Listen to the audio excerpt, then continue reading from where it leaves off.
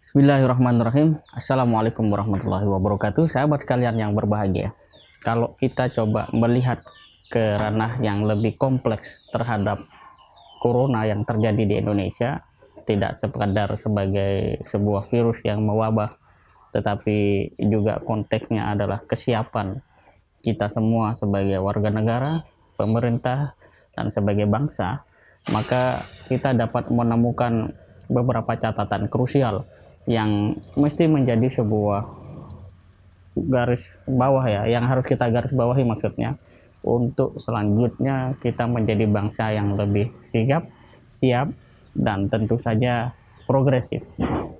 Catatan pertama adalah kalau dalam konteks pemerintahan kita bisa sama-sama saksikan, dan itu juga sudah disampaikan oleh media, bahwa ada sebuah keterlambatan, dan ini menunjukkan bahwa sisi kemampuan menganalisa, membaca secara mendalam tentang sebuah ancaman yang serius dengan sesuatu yang harus direspon secara biasa-biasa saja, belum sepenuhnya dapat dihadirkan oleh konteks pemerintahan saat ini.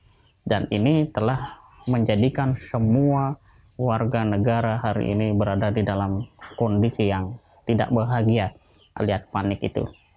Yang kedua, secara umum masyarakat dan warga negara kita masih sangat berharap bahwa pemerintah mampu menjalankan fungsi, tugas, dan perannya secara baik. Oleh karena itu, di dalam konteks internet atau dunia maya, netizen itu masih menyeru agar Bapak Presiden turun memberikan arahan dan seterusnya. Terlebih corona ternyata disusul dengan situasi yang cukup memburuk secara ekonomi, yaitu nilai tukar rupiah yang tembus pada angka Rp16.000. Meskipun demikian, tidak semua masyarakat katakan memiliki ketergantungan terhadap address yang disampaikan oleh pemerintah atau kebijakan dan arahan. Sekalipun kita patut memberikan sebuah apresiasi yang setinggi-tingginya atas sikap yang sangat luar biasa dari Gubernur DKI Jakarta, Bapak Anies Baswedan. Dan yang ketiga adalah masih adanya sebagian dari masyarakat Indonesia yang dia tidak terpengaruh oleh hiruk-pikuk kesedihan, kepanikan, atau apapun istilah yang menunjukkan bahwa memang tidak ada keteraturan dalam konteks merespon COVID-19 ini. Ada sebagian masyarakat kita yang secara swadaya, mandiri, melakukan upaya-upaya pencegahan melalui berbagai macam cara, diantaranya adalah penyemprotan disinfektan.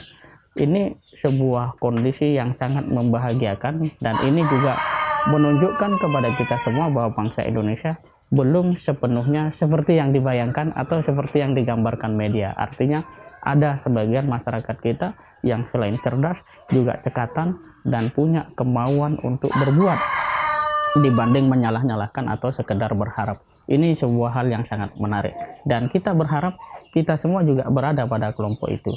Minimal dari sisi yang mungkin kita lakukan adalah mendorong literasi yang menjadikan kita punya optimisme dan merangsang banyak pihak untuk sama-sama bekerja, sama-sama mengatasi masalah ini. Dan yang paling menarik adalah sisi fatwa Majelis Ulama Indonesia, yang ini boleh jadi cukup mengejutkan bagi sebagian orang yang berpikir secara katakanlah sekuler gitu, karena ternyata ulama-ulama kita memiliki kemampuan analisis yang sangat luar biasa. Dia menyeluruh, jadi bukan karena soal iman lalu mengabaikan aspek empiris, aspek medis, tetapi semua diakomodir, dan ini sangat luar biasa. Sekalipun ada dari sekelompok umat Islam yang katakanlah masih perlu untuk melakukan pendakian secara intelektual dan pendalaman secara lebih menyeluruh tentang bagaimana sebenarnya ajaran Islam ini. Himbauan untuk tidak menjalankan sholat Jumat dalam beberapa waktu ini, termasuk di dalamnya adalah tidak menjalankan sholat berjamaah di masjid.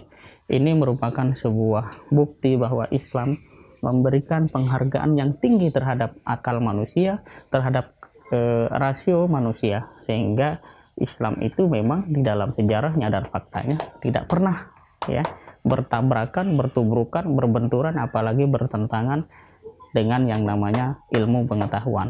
Oleh karena itu, Islam tidak bisa dipisahkan dengan ilmu pengetahuan, dan ini juga memberikan sebuah hikmah besar bahwa agama Islam adalah agama yang integratif dalam konteks keilmuan, sehingga menjadi muslim tidak berarti harus irasional. Justru menjadi muslim semakin rasional, dan semakin rasional pada saat yang sama juga semakin religius. Ini adalah sebuah fakta yang sangat menarik.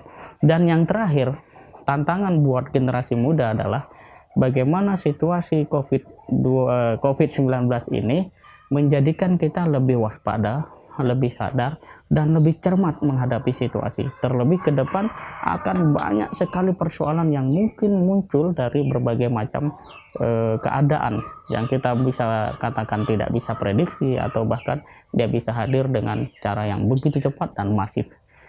Misalnya pada 25 tahun ke depan Indonesia akan seperti apa, tepat ketika Indonesia 1 abad merayakan kemerdekaannya.